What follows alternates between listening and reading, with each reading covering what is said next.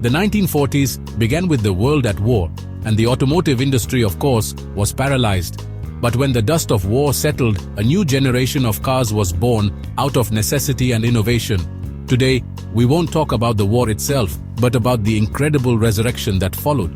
Machines that became symbols of freedom, ingenuity, and ambition. Cars that planted the seeds of what we drive today, from the rugged utility vehicle to the luxurious sedan. So fasten your seatbelts and get ready for a journey through the decade that shaped the future of the automobile.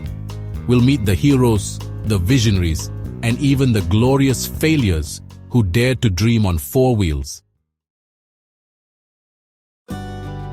We begin with the Willys Overland MB, the Jeep. Made in 1941 for the American Army, it was light, tough, and could go where no other vehicle could. It wasn't a car, it was a war tool. No doors, no roof, no fancy stuff, but it could do amazing things. Soldiers counted on it for everything, and because it was simple, it was easy to fix, even when things were crazy in battle. When the war ended, thousands of Jeeps were changed for everyday use, creating the CJ, the civilian Jeep. And so, almost by chance, Willys made the first SUV. As they say, nothing ventured, nothing gained. The Jeep became a sign of being strong and able to change, doing even better in peace than before. Like good wine, it just gets better with age. Its design was so simple and useful that it never went out of style. It wasn't made to be famous, but it became famous. The Jeep lived through the war and changed what it meant to have freedom on wheels. A true leader, born on the battlefield and made even better in the field. From Germany comes the Volkswagen Beetle, created by Ferdinand Porsche. It was made to get the country moving, but the war stopped its production. After the war, it got a new chance. The British saw how good it could be. It was cheap, simple, and dependable. It was just what Europe needed to get back on its feet. The Beetle became a sign of rebuilding and hope for families dreaming of a new life. It had an engine in the back, strong suspension, and a useful, memorable design that quickly became famous. It didn't promise fancy things, but it gave you the basics. It got you from one place to another, every day, as reliably as a good watch. It made cars something everyone could have, from factory workers to college students. While other cars wanted to be powerful and look fancy, Volkswagen focused on what people really needed, keeping things simple and useful. The world fell in love with the charm of the small and noisy Beetle, and just like that, a worldwide legend was born, one that people still love today.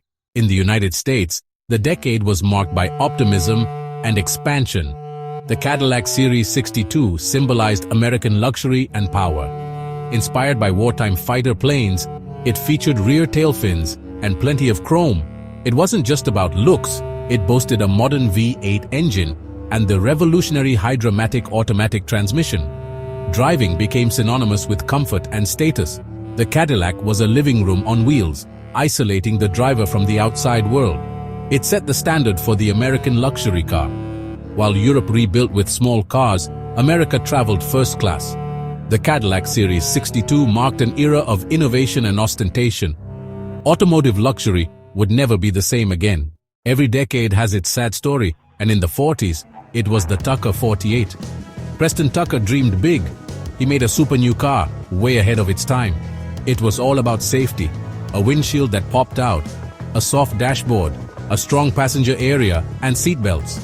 It also had a powerful engine in the back and a third headlight that turned with the steering wheel, the famous Cyclops eye.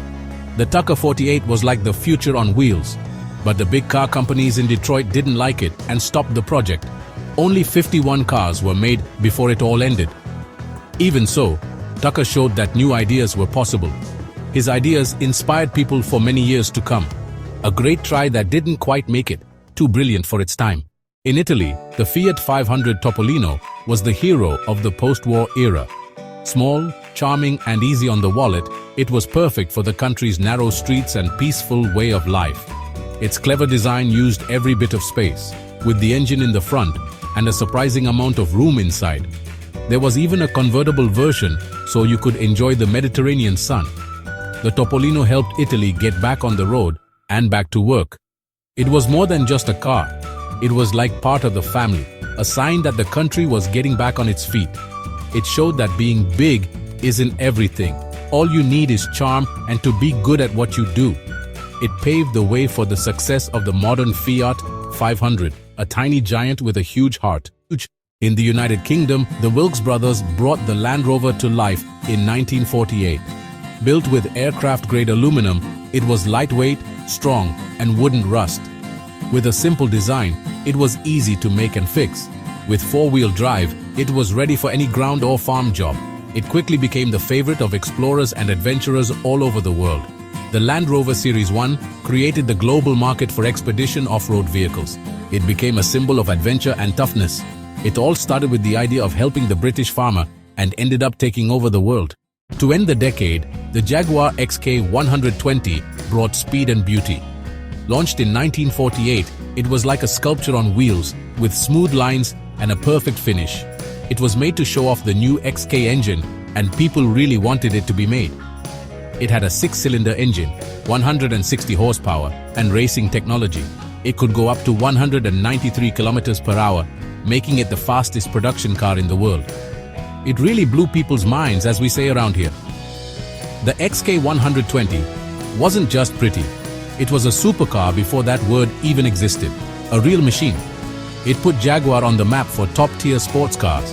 It mixed fancy style, great performance, and new ideas. A big finish for a decade full of big changes. And here it is. A decade that started in war and ended with icons that changed everything. We saw the birth of the off-road vehicle, cars for everyone, American luxury, the new Tucker, and the beauty of the Jaguar. Each model left a big mark on history. They showed that a car can be a hero, a sign of hope, fancy, or art. They set up ideas that we still see today. Now I want to know, which of these first cars surprised you the most?